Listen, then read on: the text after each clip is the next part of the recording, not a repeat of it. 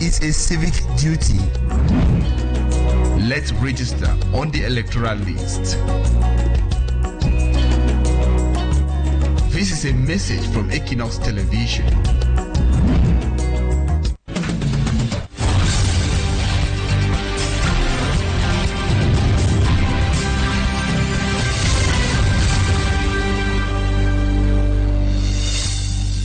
Good evening, ladies and gentlemen. Thank you so much for joining me on this edition of the 6 p.m. primetime newscast on Equinoxe Television. A long story tonight, a picnic day organized by students of Government Bilingual High School Kribi in the South region ends in disaster as 4 students drowned in the Atlantic Ocean. According to school authorities, this heartbreaking incident brings the total number of student deaths due to drowning to 5. The tragic event has left the school community in shock. That's our major story tonight. The news in full in a jiffy.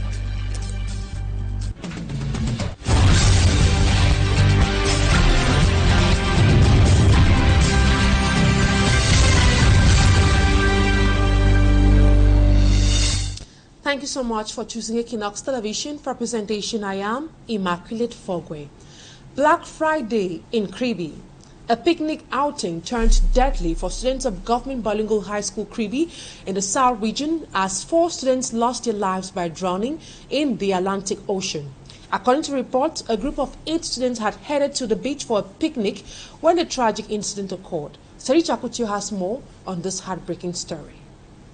4 students of the Anglophone section of Government Bilingual High School of Kribi drowned in the Atlantic Ocean in the South region of Cameroon. Timmy Steve, 18-year-old, Foto Chupi Nelson, 17, Sipa Ivan Valdez, 18 years, and Fobaso Brian, 16-year-old. The deceased were part of the exposition of 8 students engaged in a clandestine picnic program. We have missed among us 4 of our students who are all in lower seed science. We have just observed a minute of silence in their honor. And we know that when somebody dies and they are preaching any sermon, it is not for the dead people but for those who are alive. And so we hereby call upon you that you should be careful with the sea. Please don't go to the sea. According to reports, they had gone to Mahelet Beach to swim. While swimming, they were caught in a violent whirlpool. Those who were able to swim were saved. The 4 bodies were found on Thursday morning and retrieved at Zui Beach and taken to the Kribi Regional Hospital. Last week, a Form 5 art student died in similar circumstances, bringing to 5 the number of students of the same school who have already drowned this year. And may their gentle soul rest in peace. Now to something else. Security forces from the Mabanda Gendarmerie Station have successfully dismantled a cannabis trafficking network. The breakthrough came after locals tipped off authorities about abandoned bags containing Indian hemp at Carrefour Musiques, that is in the Douala 4 subdivision. Ese Lucilengu with the details. Insecurity in Douala has been on the rise in recent years, with the consumption of hard drugs gaining grounds. As a result, the inhabitants, especially those living in Bonaberi, Douala 4 subdivision, the main entrance from the crisis-hit southwest and northwest regions, have been facing attacks from men of the underworld. Recently, the security forces at the Mabanda Gendarmerie Station were informed about bags of cannabis dropped at Carrefour Musiques. An operation was immediately launched and led by Chief Warrant Officer Njem Hevi. On the 27th of March 2025, around 6 a.m., we received a confidential message informing us about a large quantity of Indian hemp that had been dropped at Carrefour Musiques. The 3 bags of Indian hemp, weighing 100 kilograms each, were seized, and investigations revealed an organized network of cannabis trafficking from the northwest region. We arrested 2 of the suspects while at the station. They were questioned. And we found out that the mother-in-law of Amadou Awalu, on behalf of Seko Stephanie, cultivates cannabis in a place called Banswa in the northwest region. Among the alleged criminals is a 20-year-old lady who was arrested when she tried to bail out her partners with the sum of 900,000 francs CFA. Venu pour négocier la libération des suspects moyennant une somme de 900 000 francs. Nous l'avons interpellé et auditionné pour tentative de corruption. The suspects, aged between 19 and 31, were presented to the public at the esplanade of the Mabanda Gendarmerie station. While investigations continue, in the days ahead, they will be presented to competent authorities. La population a plus de collaboration et a dénoncé tout acte de trafic. Meantime, officials of the National Gendarmerie are calling on the population to continue collaborating by reporting such illegal activities. And we stay in the Lithura region, but this time around in the Douala 3 subdivision, where inhabitants of Banga Pongo continue expressing concerns over the deplorable state of road linking neighborhoods to the rest of the city of Douala. They are calling on authorities to intervene and rehabilitate this major stretch of road that has been worsening over time. The people say that economic and social activities have been affected. Reacting to this social challenge, Chief Ali Mahmouda of the Muslim community in Banga Pongo say school children in the area go through hell riding through the road every day to and from school. He calls on municipal and administrative authorities to act now.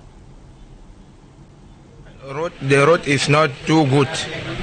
That's why we ask in our government to help us, to fix the road, to ameliorate good living to people who are living in Banga Pongo. So we'll give another thanks to God. We thank God for all the benefits for this month. And my message for the population of Cameroon and for my area, Banga Pongo, say this month we come to end the good month where God is strike all the bad thing we do, and we pray God to make we the good life and to join all the Muslim people for Cameroon for this year. We pray God to give way peace for this Cameroon, and the election passed good. We will not see some difficult of this country. We pray all the Muslim people to be one and to not make noise for this year, please. Now we talk security. Soldiers of the Marine Forces in Mundemba, Dian Division of the Southwest region, have been encouraged to remain focused on their mission to defend fatherland. The call was made by the divisional officer for Mundemba, known as Gaga Digi, and the commander of the 21st Marine Battalion of Mundemba during an epaulet award ceremony to some 14 meritorious soldiers. Fomi Anshongsanda tells us more. The 14 soldiers of the 21st Marine Battalion of Mundemba in the Dian Division of the Southwest region were promoted to higher ranks and celebrated in a military traditional ceremony in Mundemba, chief town of the division. The highest promotion of the day went to Sejan Dumara, who moved from Caporal Chef to a Sejan Chef, while Ntiche Usmanu was promoted to a Caporal Chef. 12 others were upgraded from Matelot de Premier Class to Caporal Grade. Among other officials, the event was attended by the divisional officer for Mundemba, Garga Degi, who represented the senior divisional officer for the Indian Division. We are currently witnessing the manifestation of a commendable solidarity manifested by the active presence of civilians in a purely military ceremony. So this is good. Let the tree of solidarity bear much fruit as the population increase their trust in us. The administration will relent no effort in giving you all the needed support. In his address, the commander Gazana Morel urged all present to continue working hard to ensure lasting peace in Mundemba. Vous avez des responsabilités, ne me décevez donc pas. You guys have a huge task and responsibility ahead. Do not fail me. Let's stay with the Hemless spirit. This promotion ceremony is a testament to the dedication and hard work of soldiers and a reminder of the importance of their role in maintaining peace and tranquility in Mundemba and in their division at large for the stability of the nation Cameroon. And now we move to the northwest region of the country, where absentee civil servants in Dongamantum Division have been given a yellow card and told to report to work or risk being sanctioned. Speaking at the Dongamantum Divisional Security Coordination meeting in Kambe, the senior divisional officer said 2025 is a year of zero tolerance for absentee workers. The meeting also noted that the division remains in deep security crisis, mainly at the border with the Bui Division and the Federal Republic of Nigeria. Fomi Armstrong Sanda reports. Dongamantum Division, like every other part of the English-speaking northwest and southwest regions of Cameroon, has been severely impacted by the ongoing socio-political crisis, imposing a host of challenges, including security concerns, trans-border crime, poor infrastructure, and issues related to international transhumance with the neighboring Federal Republic of Nigeria on cattle. Challenges which were at the center of focus at the Dongamantum Divisional Security and Administrative Coordination meeting organized in Kambe, chaired by the Senior Divisional Officer for the Dongamantum Division, Basilican George Emmanuel Magloire. The meeting focused on three main objectives.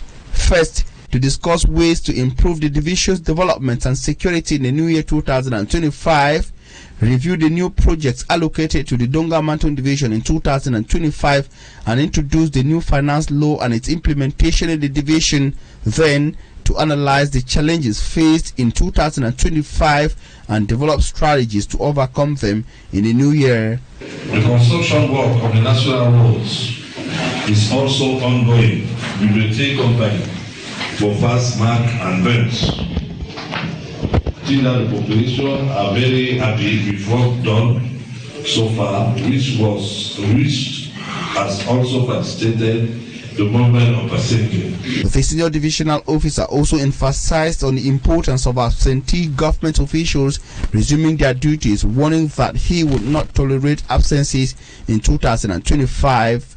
Additionally, the meeting reviewed the Ring Road project, which spans across three subdivisions of the division and its potential drive to economic growth in the area. From Armstrong Sanda reporting there. In response to the growing concern of teen pregnancies within school community, health experts recently engaged with students from a lay private institution in Limbe. The experts emphasized on the devastating consequences of getting pregnant while still being in school. This crucial conversation aims to educate, enlighten, and empower students to make informed choices about their future. Smajikan Gabriel has the details. According to results of a research found in the epidemiological survey in schools and obstetrical outcomes, the prevalence of early pregnancies are within the school milieu, with around 6.5% of young girls affected. During a sensitization workshop at a private school in Limbe, the young girls were advised to avoid zones dangerous to their well-being. You should avoid staying in certain areas you dress decently, because there are so many things that bring about rape. You cannot just be raped, even though the world has become unbecoming. The majority of it is we, the women, who look for it. The gathering that brought together health officials was an opportunity to let the female students know the steps to be taken if raped. The first thing, you report it as early as possible while you still have all the evidence. When you report it, they will take you to the hospital for a medical examination to ascertain if you were raped or you actually indulged into the activity and enjoyed it with a man and later accused him of rape. This sensitization exercise came at a time that even the students of the institution have been victims of early pregnancies, with some male students even arrested. If such is allowed to continue, Cameroon won't forge ahead, says an expert. When young girls are involved, when they're pregnant, they will stop school. And the bright future for us, the brighter future for our girls, for our young Cameroonians, is the future of our country. While they are staying at home without going to school, we cannot be a Cameroonian one. With the sensitization talk, many are hoping that the students will practice all what they received from the experts.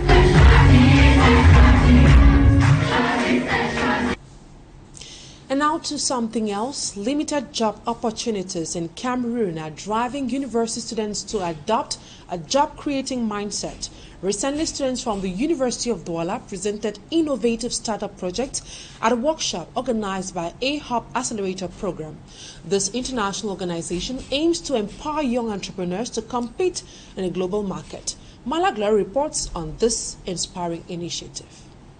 From job seeking to self-employment is the desire of these young people at the University of Douala, committed to be future entrepreneurs. Frank Sub and his team are specialized in transformation of agricultural products, while Angelo Tafak produces different materials out of plastic waste. Agroevolution, which is a startup specialized in the transformation of agricultural products. After observing that there's a large problem of post-harvest losses in our economy, we have decided to bring in place a natural method of processing and transforming agricultural products using natural methods which can be conserved at least for 1 year. Now we have two main products, which are tomato paste and tomato peanut paste. At Lunage, we use sustainable plastic to produce so many products. So we use that to avoid plastic waste, to save the environment. They presented their works during a workshop organized by a Herb Accelerated Program aimed at selecting the best entrepreneur. A Herb Accelerated Program is actually to support the young entrepreneurs to produce the next generation entrepreneurs. For the economic growth of any nation, it is very much important. What the ISESCO is supporting. We aim to provide them, these young entrepreneurs, with the mentorship, with the support, and also the network. The young entrepreneurs would be expected to demonstrate a mastery of the production process, to showcase what they do, how they do it, and how easily they can sell it.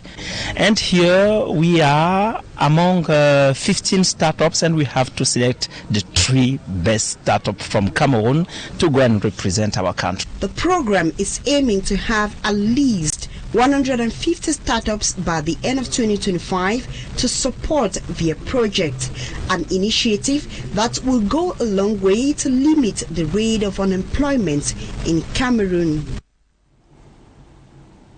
And that report done by Malak Larry ends this edition of the 6 p.m. primetime newscast on Equinoxe Television. Thank you, ladies and gentlemen, for your keen attention. Have a lovely weekend in the company of more interesting programs on Equinoxe Television. Bye-bye for now.